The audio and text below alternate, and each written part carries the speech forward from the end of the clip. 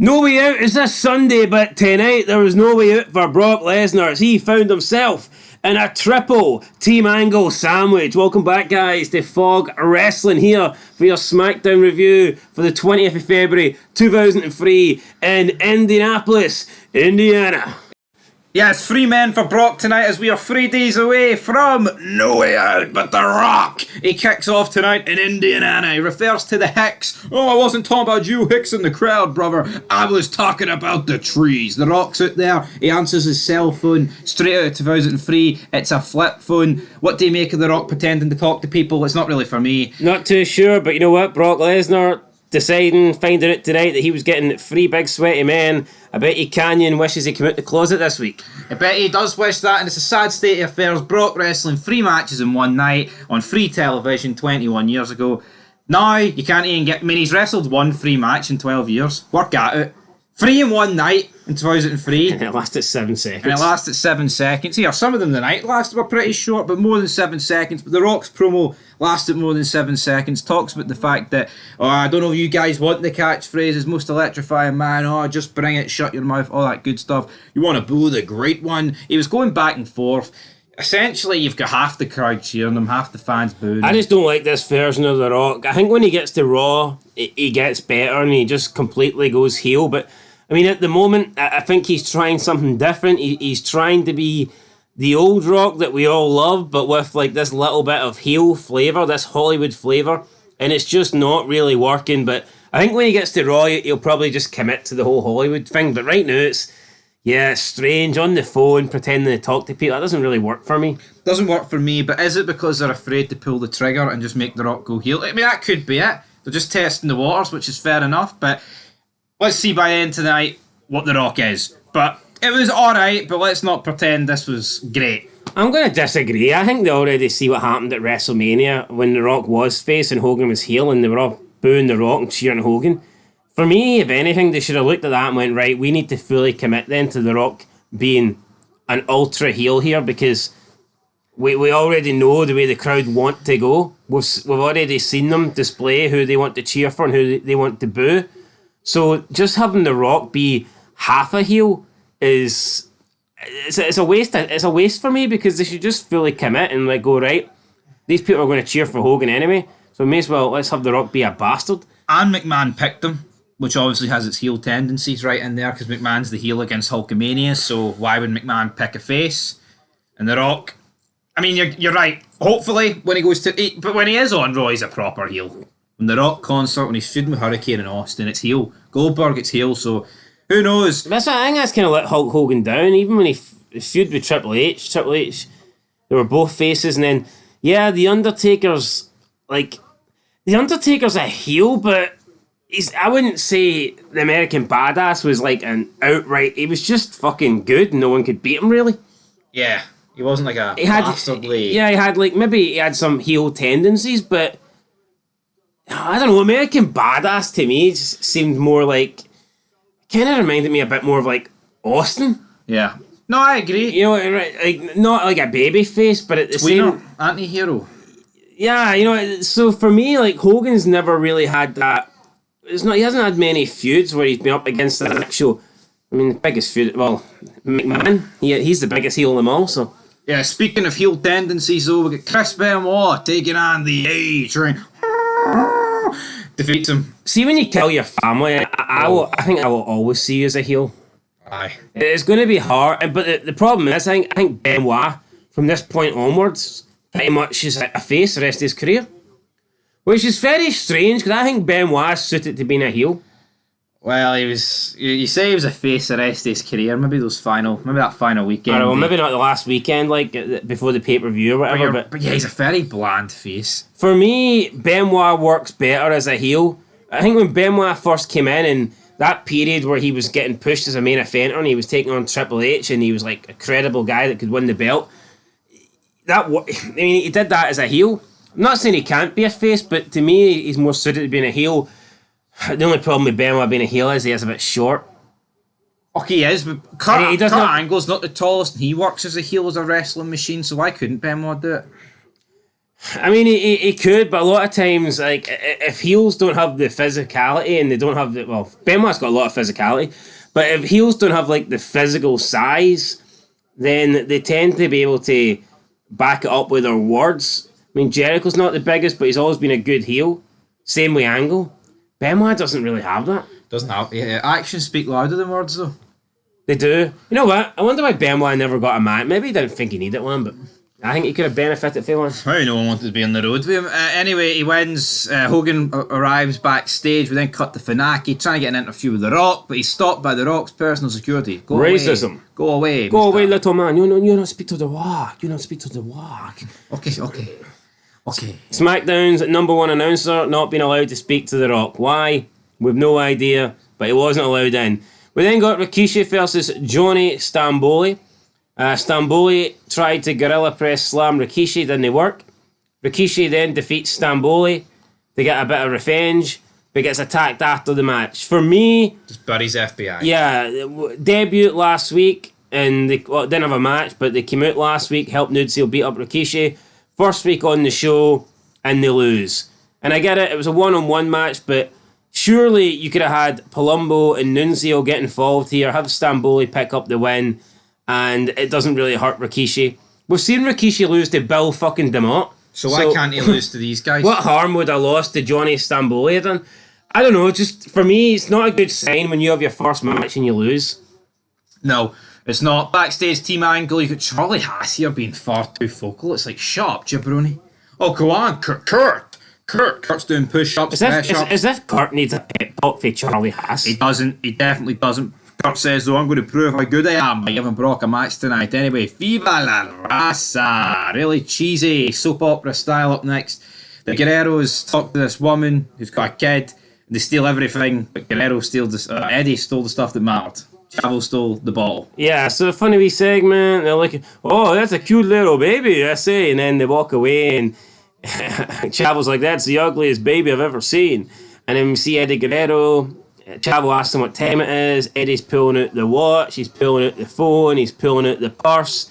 He's pulling out all this stuff that he's just stolen. And then Chavo pulls out some milk and goes to take a drink. And Eddie goes, what do you want that for? I say. And Chavo's like, wow, you stole all the good stuff. I say, I had to take something. Los Guerreros lie, cheat, steal. Nice wee vignette. Nice wee vignette, but it sums up the careers of both of them. I think that... What do you mean? Well, Chavo got a bottle and Eddie got everything else. Oh, true.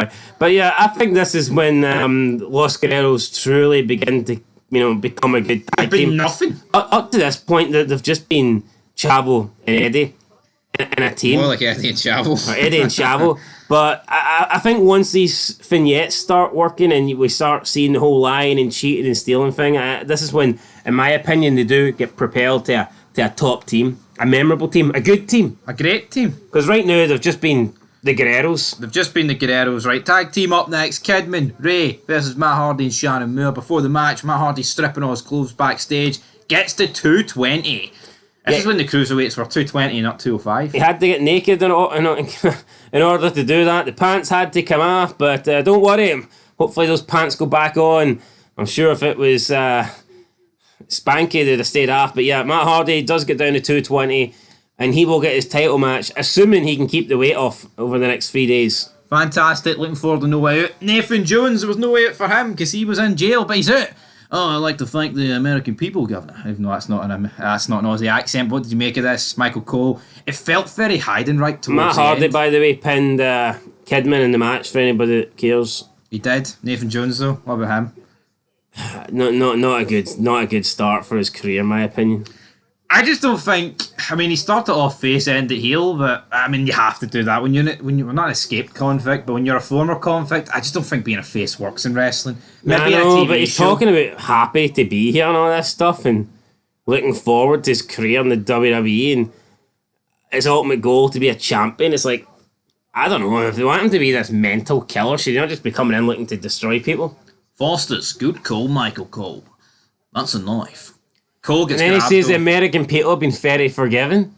Like, why does he want the people to forgive him if he's going to be this heel, if he's going to be this crazy man? Yeah, he says he's got some unfinished issues with the biggest dog in the yard. I mean, who's that? Is that Undertaker? Well, people would say Big Show's the biggest dog in the yard, but I guess... know, but Undertaker definitely goes along with that name. Yeah, it's his yard after all. Right, Undertaker. Up next, we get the fucking hell. The closets come out, the big packages. Taker opens the door, and it's a puppy. Okay, it's a puppy. Big fucking wow. And then Taker gives the puppy away. He breaks down the second crate, but Big Show comes out from behind. Big Show attacks him. Big Show chokeslam Undertaker. And then Big Show retreats from the arena, jumps in a limo and drives off. Awful. So, are you telling me that the past 3 weeks, these crates have been brought out just so Big Show could get a jump on the Undertaker and then flee the arena? So just so he could jump him, hit a chokeslam and free. I mean, why did Big Show not come out when Undertaker was preoccupied wrestling A-Train? He could have easily just come out and attacked him during that match and hit a choke. See this feud, right? What a disaster this has been. See this feud that...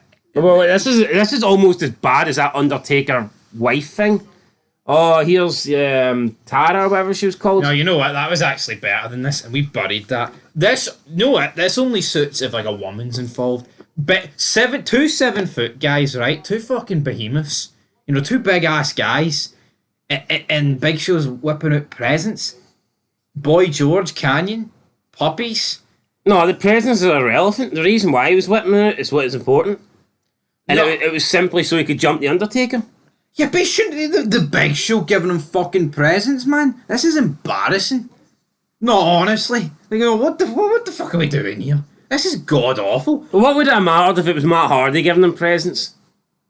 It's the end result. No, it wouldn't have mattered. Yeah, but it's just a bit worse. 3 weeks in a When row. it's two monsters doing 3 it. weeks in a row. Well, you say two more. There's one monster. If Matt Hardy was giving presents to, I don't know, the guy who weighs him, and he's like, yeah, if I give you this present, big man, in this big box, will you pretend that I weigh 220 and not 230? I mean, at least that could have a spin. He's blackmailing the guy with presents. What the fuck's this? Just so the Big Show can attack him from behind? Yeah, but that's what I mean. It's like, what was the fucking point? It's not like Big Show was actually trying to get forgiveness. He just did it and then attacked him. Honestly, I would say this is some of the worst segments you'll ever see. Considering who's involved. It's Undertaker, for fuck's sake, man. Everything the Big Show touches is a big pile of shite. He needs to stay away. One of the most overrated bastards of this generation. This will be controversial, but I think Undertaker's run on SmackDown has absolutely sucked so far. And I can almost see why people at this point are happy when he goes back to being the dead man. Because this has been awful. Other than he's had a great match with Brock Lesnar, No Mercy, and he's had a couple of decent matches on SmackDown. Nice wee kind of mini feud with Matt Hardy, but the actual rivalries and the segments, Brock Lesnar stuff wasn't great. This Big Show stuff's been fucking terrible. Can't believe we're heading into WrestleMania and we're getting Undertaker in a handicap match against Big Show and A-Train. It just doesn't feel right to me. No. It's not right. Yeah, that match shouldn't even take place on SmackDown. And I get it, right? I understand back then, the Undertaker's streak, right, that wasn't as big as a deal. But it's not about this streak. It's about WrestleMania, the biggest pay-per-view of them all, and that the Undertaker's been fucking wasted. No wonder they got Limp Bizkit in. I think they knew that, fuck me, we've jobbed at the Undertaker here, so we need to try and make up and give him a good entrance.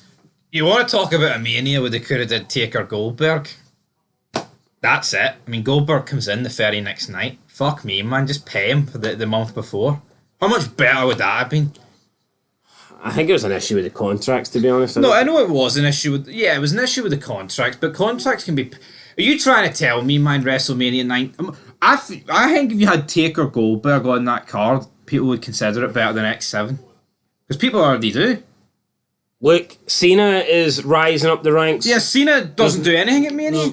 He cuts a rap on JC like before the show begins, but there's no reason why you couldn't have did Cena Taker. No reason whatsoever. I'm trying to think who else is on SmackDown that's not on Mania. Right, I'm struggling, I'll be honest, but yeah, you could have done something. Point is, you definitely could have done something. You know, the talk was, right, it's supposed to be a 2-on-2 match with Nathan. I think Taker against Nathan Jones makes it. At least you would be trying to build a star in Jones. Even though he sucks, a 2-on-1 handicap match against Big Show and A-Train. True, but you can kind of see why they didn't do Taker versus Nathan Jones at WrestleMania, because that could have ended in a fucking disaster. I've never watched Big Show. But I can't imagine this match is going to be great. I think Taker against the puppy whipped out here could have been better. Pile driver to the puppy. But anyway, let's move on to the puppies, because we've got a paddle or a pole match. Tori Wilson against Nydia. Jamie Noble, he runs down, he interferes, allowing Nydia to climb up, gets the paddle, and wins. They're spanking Tori. Jamie Noble here holding Tori Wilson down. A little bit rapey here for Jamie Noble, but then Funaki, number one announcer, comes down. He doesn't intervene, he just commentates, and of course he intervenes. Funaki makes the save. What a guy. Wasn't expecting him to come out to the rescue. I thought he'd be too busy trying to get an interview with The Rock, but nah. I guess since his announcing duties are over for the night, he's out here to make the save. Super Funaki. But the Hulkster, he's backstage outside The Rock's dressing room. He tries to get in. He can't get in either. It's one thing not allowing Funaki in, but when you're not allowing the Hulkster in, it's like, listen, you fake jabroni security guards, what are you doing? What are you doing, not letting the Hulkster in? But the Hogan comes out. But before he can even speak, The Rock's music hits, and out comes The Rock. The two megastars exchange a mandatory stare down, at the centre of the ring. It's just like The Rock, they look at each other, The Rock's like, you know what, Hogan, I think an apology is due. Rock says, I want it, a year ago your career was nothing, and The Rock reignited Hulkamania at WrestleMania. The Rock says, right, how about you get the millions and but the fans aren't buying it, they don't want it. He's like, you know what, Hogan, I'm just having fun. He pretty much just backtracked on everything he just said in this promo. Hogan doesn't know. Hogan's acting like a goof. He's like half ripping the shirt off, but half keeping it on. He's like, you know what, Hogan, I do respect you. How about you shake my hand? Hogan then goes to reach out, and The Rock spits in Hogan's face. The ultimate sign of disrespect. Is this the final nail in The Rock turning heel's coffin? Probably, but I don't know. I don't think the feud this year is that good. Compare it to last year, The Rock getting mangled in an ambulance, so the NWO run them over. How much fucking better is that? Yeah, I mean, it's a lot better. And I'm not saying that the Hogan suits the heel dynamic better. I don't think that's necessarily the reason. It just feels like, you know what, that this is the pay-per-view before WrestleMania and they're half-assing it. That's kind of what it feels like. I agree. You know what? It's like the Rock is basically a pit stop in the road to Hogan versus McMahon. Which is weird to say. Yeah, now, I mean, I guess back then they didn't really do back-to-back Manias, but I suppose if it was Rock versus Hogan at WrestleMania 19, we'd be getting a better build-up. I'd have to believe that. This is just speculation, right? But I honestly think at this stage they probably don't even have Austin and Rock penciled in. Maybe they've got it penciled in, but it's not in ink. It just feels very weird. I don't think they've got Rock and Austin penciled in. I would imagine that Austin probably came back and thought, yeah, you know what? I can't really go anymore. I'll just put the Rock over and that's me done. Think that's it, as simple as that? Unless Austin has... I mean, Austin might have agreed that he will come back and just put the Rock over, then that's him retiring almost, but I mean, I'm not convinced. Austin basically said that he knew WrestleMania 19 was going to be his last match. It's a shame. Maybe if Austin knew that before he took his ball and went home, we could have got a full proper last year, Austin, but he took his ball and he went home. But as for this, we're going to take our ball and go home because, I mean, it was alright. It's Hogan and Rock, right? It's never going to be horrendous, but it wasn't that good at the same time, right? Brock comes to the ring. Right, Kurt, come out here. Kurt comes out, you know what? I didn't tell you stipulations. You're going to take on Haas, and then if you beat him, you're going to take on Benjamin. And then if you beat him, you can face me. He defeats Haas, and then defeats Benjamin. Then Kurt gets immediately disqualified. You get a big brawl. Edge and Benoit come out. Haven't seen these two guys before, interacting with these two guys. Ha ha ha ha ha ha ha. It's just fucking repetitive, man. The new SmackDown 6. Yeah, the new SmackDown 6. I just don't care for Team Angle, man. It's Kurt or nothing. That's what it is. Kurt's the man. He doesn't need these two. Yeah, I mean, they don't even feel like they're individual. These could be the Angle heads, the Edge heads. That's all that they are. They're just two guys that wear singlets like Kurt Angle. And see on SmackDown, right, I think there's just a serious lack of authority. Stephanie McMahon barely appears, didn't appear tonight, right? And I think the Hogan Rock feud also would have benefited if McMahon was in it.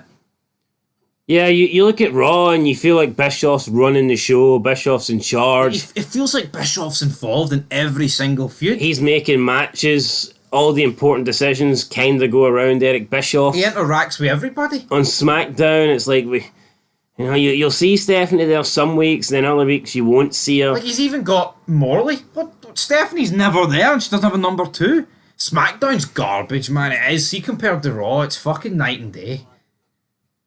Yeah. For me, I'm not a fan.